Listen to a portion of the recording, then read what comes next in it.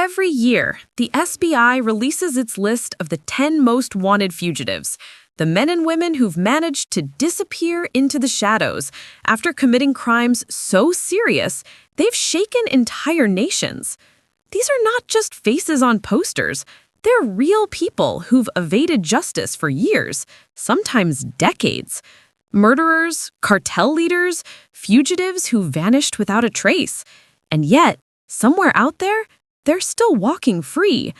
Tonight, we uncover their stories, one by one, the crimes they committed, the trails they left behind, and the manhunts that still continue to this day. This is not just a list. It's a window into the darkest corners of human ambition, greed, and revenge.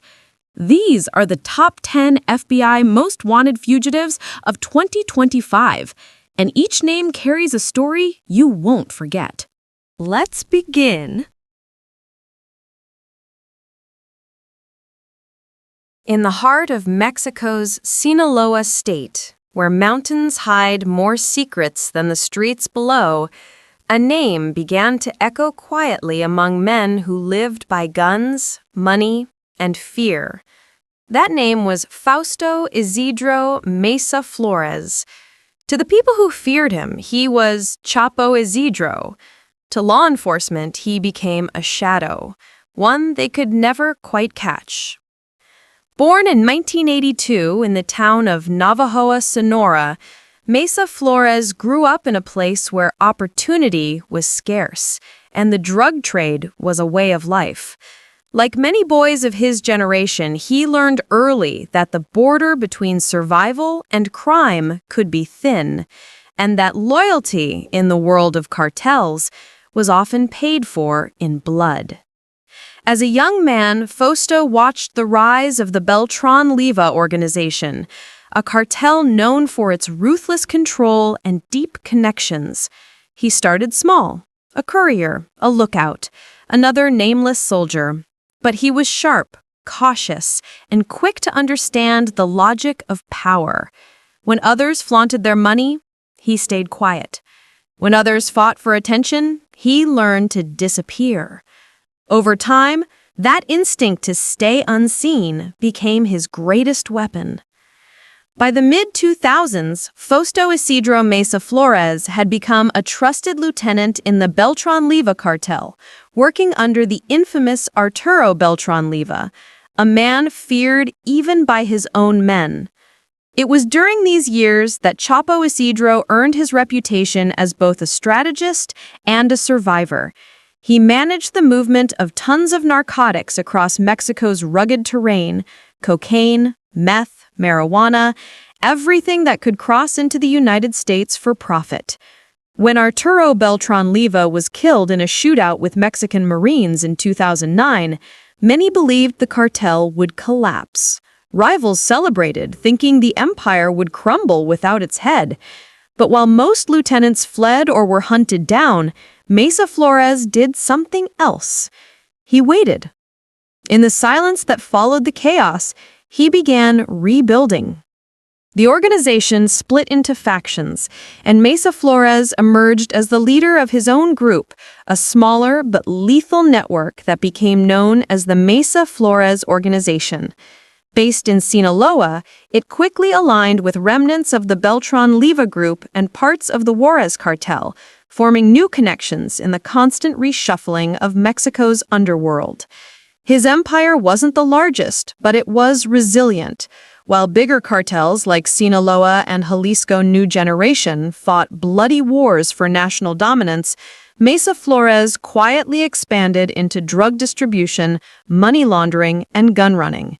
He maintained routes through Sonora and Baja California, using legitimate businesses as fronts and corrupt officials for protection.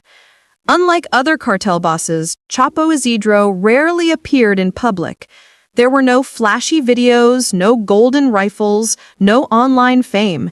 He didn't need it. His name alone carried weight, whispered by those who owed him or feared his reach. By 2013, U.S. authorities had begun connecting dots. The FBI and DEA traced shipments of meth and cocaine directly to Mesa Flores's network. The operation stretched from Mexican labs to distribution points across the southwestern United States. In 2013, a federal grand jury in the District of Columbia indicted him on multiple charges, including drug trafficking, conspiracy, and money laundering. Still, he vanished before they could touch him. For more than a decade, Fausto Isidro Meza Flores has managed to evade both Mexican and American authorities. Reports place him deep within Sinaloa's countryside, protected by armed guards and loyal communities who view him as a provider rather than a criminal. In those regions, it's said he pays for food, roads, even schools, creating an unspoken loyalty that makes capture nearly impossible. What makes him particularly dangerous is his intelligence. Unlike many cartel leaders driven by ego, Meza Flores operates with methodical patience. He doesn't seek control of cities, he controls corridors. His strength lies in his ability to blend the old-school cartel discipline with the modern methods of digital communication and finance. Investigators describe him as the ghost trafficker. He communicates through layers of intermediaries, moves frequently, and avoids large-scale violence that attracts national attention. Each year, rumors emerge that he's been cited, that he's been killed, that he's retired. Each time, they fade into uncertainty. The man who built his life on invisibility continues to live by it. For law enforcement, Meza Flores remains one of the most frustrating figures in the global drug war. The FBI has offered a $5 million reward for information leading to his arrest. Yet, despite years of intelligence, raids, and informants, not a single photograph or verified location has surfaced since 2015. To some in Mexico, he's become a myth, a ghost that walks among the mountains. To others, he's a reminder that no matter how many arrests are made, another figure will always rise in the shadows.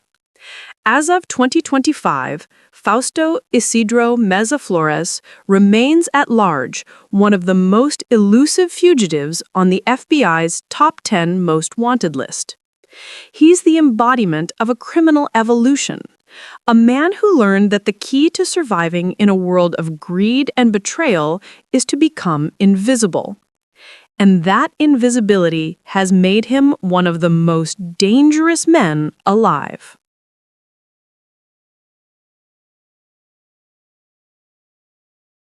It started, as so many dark stories do, with promises. Promises of fame, money, and a chance to shine in front of a camera. But behind the bright lights and easy smiles, there was something colder, something cruel. At the center of it all stood a man named Michael James Pratt. Born in 1980 in New Zealand, Michael Pratt didn't come from the world of crime or violence. He was ambitious, smart, and, by most accounts, charming.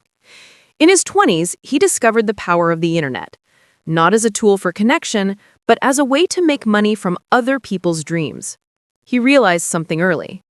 In the age of social media and online content, fame itself had become a currency, and he could exploit that hunger. Around 2012, Pratt co-founded what appeared to be a legitimate adult film company in San Diego, California. The brand, Girls Do Porn, advertised itself as a modeling agency that connected young women with opportunities in glamour or lifestyle shoots. The ads were clean, friendly, almost wholesome. They promised quick cash for simple work and guaranteed that the videos would never appear online. For many women, especially college students or those struggling financially, it sounded like an escape. But what they didn't know was that behind those messages, Pratt was setting a trap. Once the women arrived, things changed. Instead of modeling, they were pressured into performing explicit scenes. Their consent was coerced through lies, manipulation, and sometimes outright threats. When they resisted, they were reminded that they had already signed paperwork, or that their travel expenses had to be repaid. It was psychological control masked as business. And when the filming ended, Pratt broke every promise. The videos were uploaded to the company's websites, viewed by millions of strangers, and tied forever to the victims' names. For many of those young women, life collapsed. Some were harassed online, others ostracized by family or friends. Jobs were lost, relationships ended. The damage was deep and lasting. And all the while, Michael James Pratt was making millions. By 2015, his operation had become one of the most profitable of its kind. Girls Do Porn videos appeared across the internet, generating enormous advertising revenue and subscription fees. To outsiders, it looked like another adult entertainment success story. But to the FBI, and later to the courts, it was organized exploitation, a criminal enterprise built on deceit. In 2019, after years of victim statements and investigative work, a federal grand jury in San Diego charged Pratt and several of his partners with sex trafficking by force, fraud, and coercion, conspiracy to commit sex trafficking, and production of child pornography. Authorities called it one of the most significant online exploitation cases in U.S. history. More than 100 victims had come forward. But when indictments were unsealed, Michael James Pratt was nowhere to be found. He had vanished. According to investigators, Pratt fled the United States in 2019, traveling through several countries before disappearing entirely. His flight was fast, precise, and well-planned, suggesting he'd prepared his escape long before the FBI arrived. He left behind co-defendants who would later plead guilty and face prison time. He left behind victims still searching for justice, and he left behind an online empire now frozen by law enforcement. For years, Pratt seemed to evaporate from the digital map. Interpol issued a red notice, and the FBI placed him on the 10 most wanted fugitives list, offering a $100,000 reward for information leading to his capture. His name joined the ranks of violent fugitives, terrorists, and drug lords, a stark reminder that not all predators carry guns. Some carry cameras. The trail went cold until 2022. Acting on intelligence shared between U.S. and international agencies, law enforcement located him in Madrid, Spain. He was living under a false identity, hiding in plain sight in one of Europe's busiest capitals. He'd been on the run for 3 years. When Spanish authorities moved in, Pratt was arrested without a fight. No shootout, no dramatic chase, just a quiet end to a long deception. He was held in custody while the United States filed for extradition. But extradition is slow, tangled in paperwork and appeals. For months, he fought to avoid being returned to American soil. Every delay meant more waiting for those he had hurt. In 2023, Spain finally approved his extradition. The following year, Pratt was flown to California to face trial. Inside the courtroom, victims sat only a few feet away from the man who had destroyed their privacy. Many described the encounter as surreal. After years of seeing his face online, they finally saw him in person, unguarded, no longer powerful. The federal case against him is massive. Prosecutors say that Pratt's company earned more than $17 million through its network of deceit, exploiting women from across the United States and abroad. Each count of sex trafficking carries a potential life sentence. And though justice moves slowly, it is moving. The most haunting part of the story is how ordinary it all looked from the outside.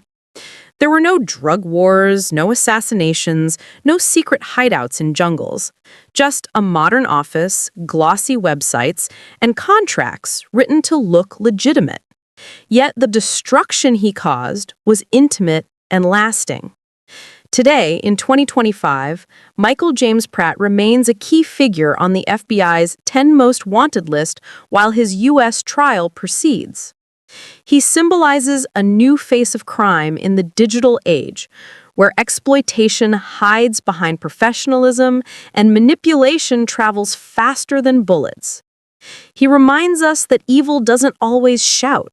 Sometimes it smiles for the camera.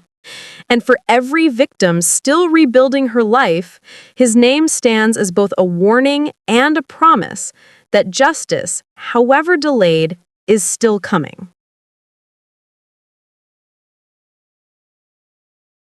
Milwaukee, Wisconsin, May 29, 2006. It was a holiday weekend, the kind people spend laughing, grilling, and forgetting their worries. Families had gathered in South Shore Park, near the calm waters of Lake Michigan. Children played, couples danced to music, and the smell of barbecue hung in the air. No one knew that by the end of the afternoon, 2 people would be dead, 4 more bleeding on the grass, and 1 man would vanish into the shadows for more than 15 years. That man was Octaviano Juarez Coro. He wasn't a gangster or a career criminal, at least not then. He was an ordinary man caught in extraordinary anger. Born in Mexico in 1973, Juarez Coro came to the United States seeking work and stability. He married, had a daughter, and for a while lived quietly in Milwaukee's South Side. But as the years passed, his marriage fell apart. He and his wife separated, and arguments over money, custody, and betrayal grew sharper. Like so many stories that end in tragedy, it began with resentment that refused to fade. When the Memorial Day weekend arrived in 2006, his estranged wife joined friends and relatives for a picnic. It should have been an ordinary celebration. But Juarez Coro wasn't invited, and that, investigators later said, made him furious. He wanted to see his daughter that day. He wanted control again. Late in the afternoon, witnesses saw a red van pull up near the picnic area. Juarez Coro stepped out. He wasn't smiling. He walked straight toward the group, his voice rising. People remembered the shouting, the argument that followed, the tension building in the air like static before a storm. Then, without warning, he pulled out a handgun. In a moment, joy turned to chaos. He fired again and again, at close range, toward the crowd that only seconds earlier had been laughing. 2 people, including his estranged wife's friend, were killed instantly. 4 others were wounded before he fled. Children screamed. People dove behind picnic tables and trees. It was over in less than a minute. By the time police arrived, Juarez Coro had vanished. The van was gone, and witnesses were too shocked to understand what had just happened. What should have been an open and shut case became a manhunt that would last almost 2 decades. Detectives traced him through relatives, friends, and border crossings. They learned that within hours of the shooting, he had likely fled Milwaukee and headed south.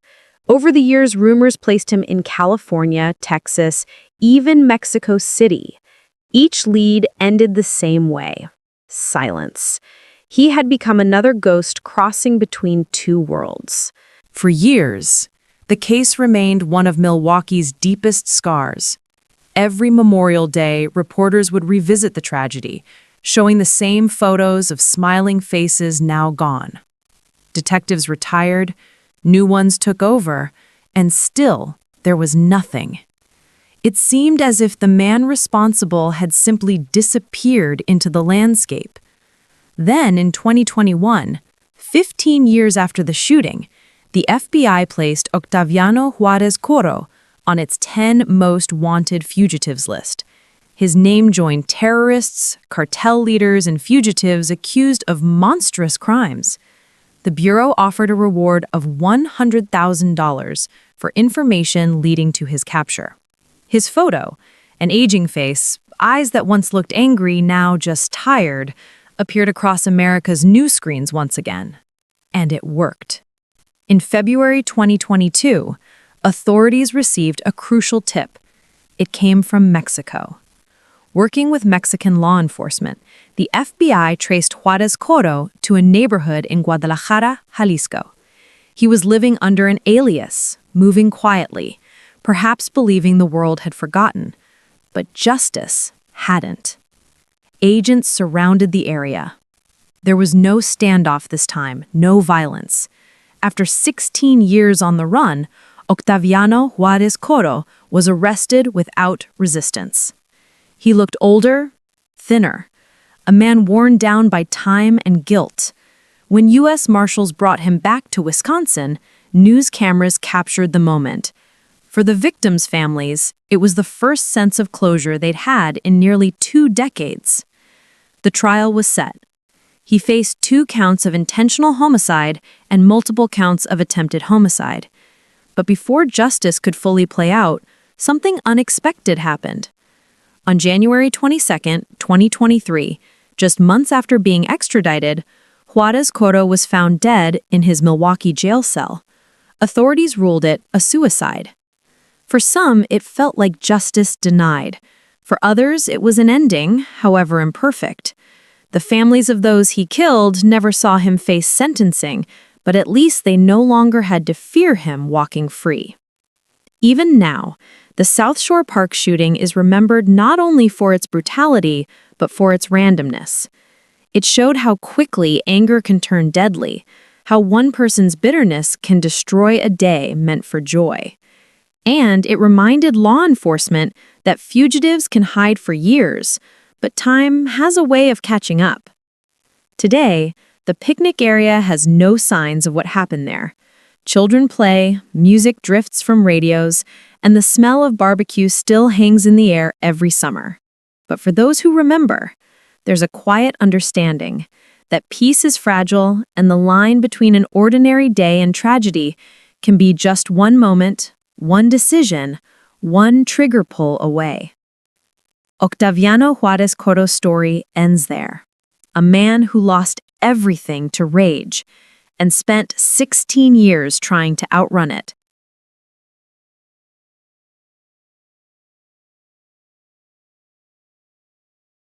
It was just after midnight on April 12, 2015, and the small Dunkin' Donuts shop in Hanover, Maryland was quiet. Only the hum of the refrigerators and the soft hiss of the coffee machines filled the air. A young couple worked the night shift together, Bhadresh Kumar Chittanbhai and his wife Palak. To the few customers who came in that night, they looked like any other newlyweds, polite, reserved, quietly efficient. But beneath that calm, something was breaking. Bhadresh Kumar Patel was 24, a recent immigrant from India. He and Palak had married just a year earlier in 2014 in a traditional ceremony attended by both families. After their wedding, they traveled to the United States to visit relatives and, like so many young couples, hoped to build a new life. They worked together at a relative's Dunkin' Donuts franchise to save money. They rented a small apartment, talked about school, travel, and perhaps starting a family someday. But behind those small dreams, there was tension. Palak wanted to stay in America. She liked the independence, the promise of something different. Bhadresh Kumar wanted to return to India. He missed home and he feared that their visas were running out. Arguments began quietly, then more often, more bitter. He was described by friends as quiet and dutiful, but also traditional and controlling. He didn't like that Palak had begun talking about staying in the U.S. alone if he went back. To him, that was shameful. That night in April 2015, the argument followed them to work. Security cameras showed the couple moving behind the counter together. At 2:58 a.m., Palak walked into a small back kitchen. Seconds later, Bhadresh Kumar followed her. No one saw what happened next. A customer entered the shop a few minutes later. The front counter was empty. No one answered when he called out. He waited, looked around, then noticed something wrong. The back door was slightly open.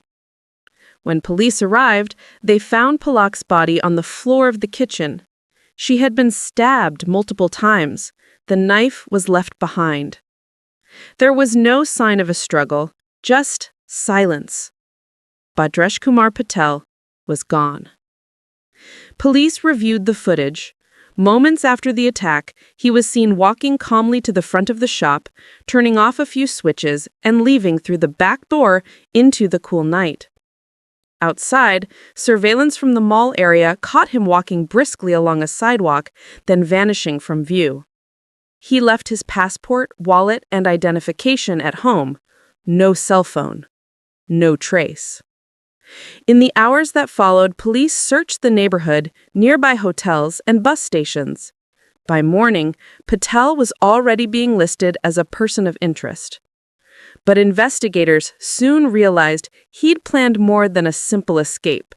He had no car, yet within hours, he managed to vanish from one of Maryland's busiest corridors, just miles from Baltimore-Washington International Airport. That detail became a haunting mystery. Had someone helped him? Did he board a flight using another person's documents? Or had he simply melted into the vast network of Indian expatriate communities across the U.S.? Over the next few days, his name spread nationwide. News outlets showed his picture, a young man in a black hoodie, expression unreadable. Friends in India were stunned. Family members said they couldn't believe it. But detectives pieced together a troubling picture: the fight over returning home, Palak's wish to stay, his fear of dishonor. To police, it looked less like a moment of rage and more like a deliberate act. Within a month, the FBI obtained a federal arrest warrant charging Patel with unlawful flight to avoid prosecution. A year later, in 2017, his case was added to the FBI's 10 most wanted fugitives list. The reward? $250,000. Posters went up in airports, train stations, and temples. Agents visited Gujarati Indian communities across the country and abroad. Every lead was checked, every rumor chased. Each ended in silence. Investigators believe that Patel may have fled the country through New Jersey or New York, possibly using a false identity. Some tips placed him in Texas, others in Canada, still others back in India, a place where family ties and rural isolation can make a man disappear. None of it was confirmed. Years passed. Interpol listed him as a fugitive, and his image, calm, composed, became one of the most circulated wanted photos in modern FBI history. What made the story especially haunting was how ordinary it seemed. There was no drug cartel, no grand conspiracy, just a young husband, a kitchen, and a choice that ended a life. Detectives who worked the case often spoke of how quiet it all was. No screams were heard through the walls. No one in the parking lot saw a thing. It was as if, in those few minutes, time had stood still. Palak's family in India continues to mourn, still hoping her killer will be found. Each year, on the anniversary of her death, they light candles in her memory. Her mother once told reporters, "She was just starting her life. She trusted him." Those words have followed every FBI update since. As of 2025, Bhadresh Kumar Chetanbhai Patel remains at large. The FBI still lists him among its top 10 most wanted fugitives, calling him extremely dangerous and likely to flee if approached. He would now be 40 years old, possibly older-looking, maybe hiding under another name in a country that doesn't yet know his story. Somewhere, a man walks freely while his wife's memory lingers in the small Dunkin' Donuts that never reopened after that night. The lights have long been switched off, but for investigators, the case never goes dark. Because somewhere out there, Bhadresh Kumar Patel is still running. And every time the FBI updates its list, his face reminds the world that even in the quietest corners of everyday life, horror can hide in plain sight.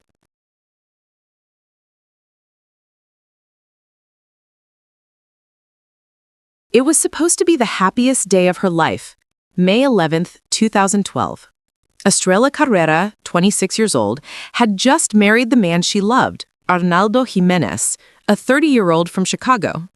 She wore a shimmering silver dress, smiled for photos, and celebrated late into the night with family and friends. No one could have imagined that within hours, that same dress would become evidence in one of the most haunting cases the FBI has ever pursued. Arnaldo and Estrella had known each other for a few years. Their relationship was complicated, passionate, but often volatile. Friends described them as a couple that loved hard and fought hard. They had a son together, and although arguments came often, there was hope that marriage would bring stability. On that May evening, surrounded by music and laughter, it seemed, for a brief moment, that they were finally at peace.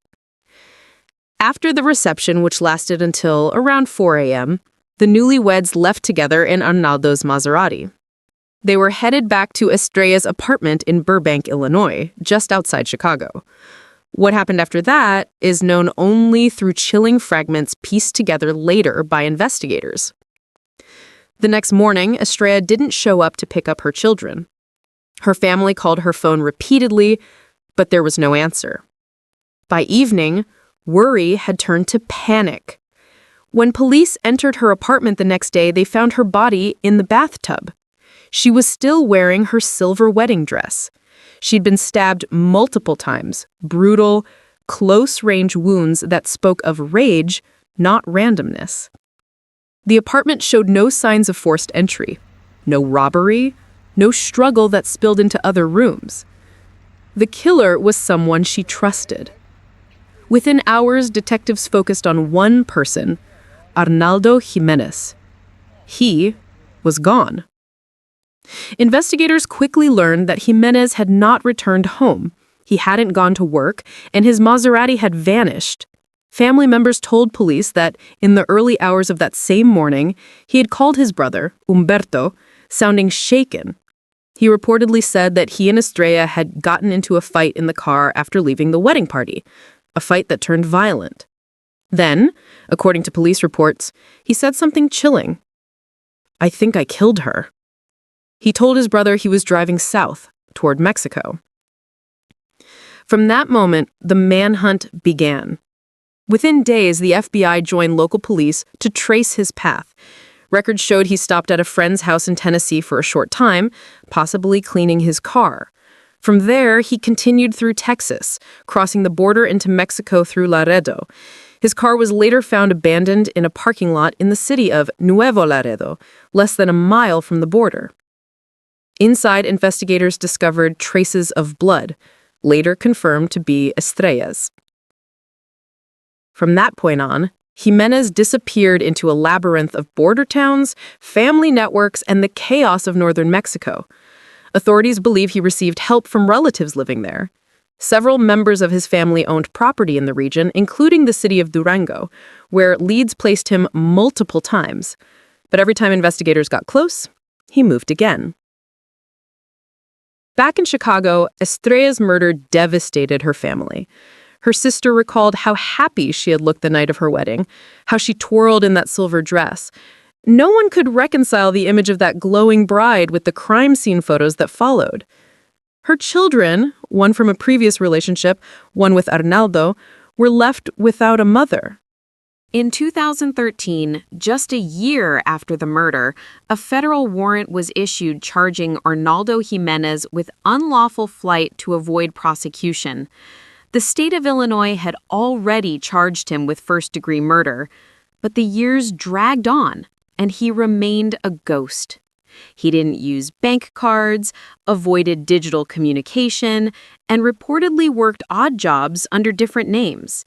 In communities where everyone knows everyone, it's not hard to vanish if people are willing to keep your secret. In 2019, the FBI added him to the 10 most wanted fugitives list. A $250,000 reward was offered for information leading to his capture. His photo appeared everywhere: airports, bus stations, even Spanish-language television across Mexico and the U.S. He was described as armed and dangerous, possibly traveling with family, and fluent in both English and Spanish. What makes the case so haunting is its intimacy. This wasn't a random act or a calculated crime for profit. It was something deeply personal, a burst of anger that turned into a lifetime of running. And for years, that's exactly what Arnaldo Jimenez has done. Run. Every now and then, tips trickle in. Someone claims to have seen him in Puebla, or Monterrey, or Guadalajara. Each time, authorities check, and each time, they find nothing solid. He is still out there, somewhere, possibly with a new name, perhaps living quietly among people who have no idea who he really is. Estrella's family continues to wait for justice. Her sister once told a reporter, "He stole her life on the night that was supposed to be her happiest." Every year, on the anniversary of the wedding, the family gathers not to celebrate love, but to remember loss. As of 2025, Arnaldo Jimenez remains one of the FBI's 10 most wanted fugitives. He would now be 43 years old. Agents believe he still lives in Mexico, possibly shielded by relatives. He is wanted for murder, unlawful flight, and a betrayal so profound it shook even veteran investigators. He left behind a trail of pain, a child who will grow up knowing what his father did, and a story that serves as a grim warning that love, when mixed with jealousy and rage, can turn the most joyful moments into the darkest crimes. And until the day Arnaldo Jimenez is found, justice will wait, just as the ghost of a silver wedding dress still lingers in that quiet apartment in Burbank. 5 names, 5 lives on the run. From cartel leaders to killers who vanished overnight. Each of them left behind fear, questions, and broken lives. But one thing's certain, the hunt isn't over. The FBI still watches, and justice, it always catches up. If these stories moved you, make sure to like, share, and subscribe to Case Thread True Crime Documentaries, where every week we bring you the world's darkest crimes, untold cases, and fugitives still out there hiding in plain sight. Until next time, stay safe, stay curious, and remember, the truth always leaves a trail.